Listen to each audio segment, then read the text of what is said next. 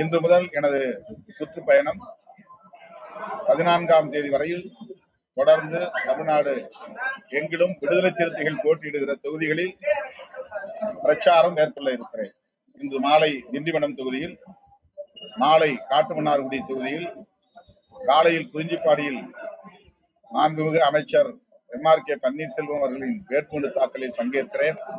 அதன் பின்னர் காட்டுமன்னார்குடி வேட்பாளராக போட்டியிட இருக்கிற ஜோதிமணி இளையபெருமாள் அவர்களின் வேட்புமனு தாக்கலில் பங்கேற்க இருக்கிறேன். தொடர்ச்சியாக விடுதலை சிறுத்தைகள் போட்டியிடும் தொகுதிகளுக்கு சுற்றுப்பயணம் மேற்கொள்ள இருக்கிறேன். மேலும் கூட்டணி கட்சிகளின் வேட்பாளர்களுக்கும் ஆங்காங்கே வாக்கு சேகரிப்பில் ஈடுபட உள்ளேன். மதசார்பற்ற முற்போக்கு கூட்டணி தமிழகத்திலும் பாண்டிச்சேரியிலும் வெகு மக்களின் ஏகோபித்த ஆதரவை பெற்று ஆட்சி அமைக்கும் என்று பெரிதும் நம்புகிறேன். தமிழ்நாட்டு மக்கள் திராவிட முன்னேற்ற கழகத்தின் தலைமையிலான அரசு தொடர வேண்டும் என்று விரும்புகிறார்கள். தமிழ்நாட்டில் மதவாத சக்திகளுக்கு இடமில்லை, வெறுப்பு அரசியலுக்கு இடமில்லை என்பதை தமிழ்நாட்டில் மட்டுமல்ல புதுச்சேரியிலும் உறுதிப்படுத்தக்கூடிய வகையில் மதசார்பற்ற முற்போக்கு கூட்டணிக்கு தமிழ்நாடு மற்றும் புதுச்சேரி மக்கள் பேராதரவை நல்குவார்கள், மாபெரும் வெற்றியை தருவார்கள். சட்டமன்றத்தில் இருந்தால் விளிம்பு நிலை மக்களுக்கான பிரச்சனைகளை இன்னும் அழுத்தமாக பேச முடியும் என்ற ஒரு நம்பிக்கை.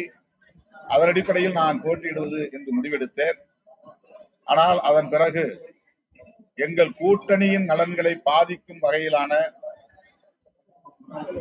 திட்டமிட்ட வதந்திகளை அல்லது அவதூறுகளை பலரும் பரப்பிய நிலையில் அது என்னை மறுபரிசீலனை செய்ய வைத்தது. நான் எங்கள் கூட்டணியின் வெற்றியை சந்தேகிக்கிறேன் என்பதை போன்ற ஒரு தோற்றம். இதை சிதறடிப்பதற்கு பலரும் முயற்சித்த நிலையில் அதை பாதுகாத்த பொறுப்பு அல்லது பங்களிப்பு விடுதலை சிறுத்தைகளுக்கு உண்டு. பாதித்துவிடக் கூடாது என்ற பொறுப்புணர்வோடுதான் இப்போது நான் விலகி இருக்கிறேன். போட்டியிடுவதில்லை என்ற முடிவை எடுத்திருக்கிறேன்.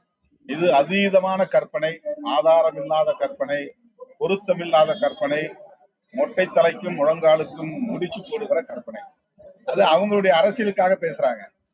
நான் அந்த தோழர்களுக்கு வாய்ப்பளிக்காமல் போனதற்கு காரணம் மற்றவர்களுக்கு, புதியவர்களுக்கு இந்த முறை வாய்ப்பளிக்கலாம் என்கிற ஒரு சமூக நீதி பார்வைதான். எப்போதும் விடுதலை சிறுத்தைகளை குறிவைப்பது, இந்த கூட்டணிக்குள் குழப்பத்தை ஏற்படுத்துவது எதிர்கட்சிக்காரர்களுக்கான கடமையாக, பொறுப்பாக இருக்கிறது, நோக்கமாக இருக்கிறது. அது எடுபடாது. திருமாவளவன் அப்படிப்பட்ட வதந்திகளுக்கு ஒருபோதும் இரையாக மாட்டார். தமிழ்நாடு கவர்னர், தமிழ்நாடு ஆளுநர் இப்ப நமக்கு நடத்தை விதிகள் நடைமுறையில் இருக்கின்றன, தேர்தல் நடத்தை விதிகள் நடைமுறையில் இருக்கின்றன, மாடல் கோட். ஆனால் அவர் வெளிப்படையாக பிஜேபி மற்றும் RSS அடையாளம் உள்ள இயக்கங்களின் நிகழ்ச்சிகளில் எல்லாம் பங்கேற்கிறார். அந்த தலைவர்கள் எல்லாம் வெளிப்படையாக அழைத்து பேசுகிறார். இது தேர்தல் நடத்தை விதிகளுக்கு எதிரானது. இதை கண்டித்து தமிழ்நாட்டில் இருக்கிற தலைமை தேர்தல் அலுவலர் CEO அவருக்கும், டெல்லியில் உள்ள தலைமை தேர்தல் ஆணையர் அவருக்கும் எங்கள் கூட்டணி கட்சிகளின் சார்பில் புகார் அனுப்பியிருக்கிறோம். அவர் இவ்வாறு செயல்படுவது நடத்தை விதிகளுக்கு முரணானது. அவர் மீது நடவடிக்கை எடுக்க வேண்டும் அல்லது அவரை இந்த பொறுப்பு கவர்னர் என்கிற பொறுப்பிலிருந்து மாற்ற வேண்டும் என்று விடுதலை சிறுத்தைகள் கட்சி இந்திய தேர்தல் ஆணையத்திற்கு வேண்டுகோள் விடுக்கிறது. பாரதிய ஜனதா கட்சி தேர்தல் அறிக்கையில பாண்டிச்சேரிக்கான அரசு லோகோவை, அந்த இலச்சினையை மாற்றப் போவதாக அறிவித்திருப்பது ஏற்புடையதல்ல. புதுவை மக்கள் எச்சரிக்கையாக இருக்க வேண்டும். அவர்கள் புதுச்சேரிக்குள்ளேயும் சகோதரத்துவத்தை சிதைக்க பார்க்கிறார்கள். மதவாத அரசியலை உயர்த்தி பிடிக்க விரும்புகிறார்கள். அதற்கான ஒரு அடையாளமாகத்தான் இந்த வாக்குறுதி அமைந்திருக்கிறது. புதுச்சேரி மக்களை கவர்வதற்காக தேர்தல் அறிக்கையிலே பல வாக்குறுதிகளை பிஜேபி அளித்திருக்கிறது. எத்தனை வாக்குறுதிகளை அளித்தாலும், எவ்வளவு சித்து வேலைகளை செய்தாலும்,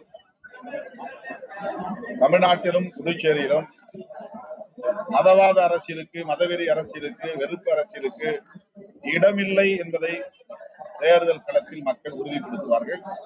பாண்டிச்சேரியிலும் அவர்கள் படுதோல்வியை தழுவுவார்கள்.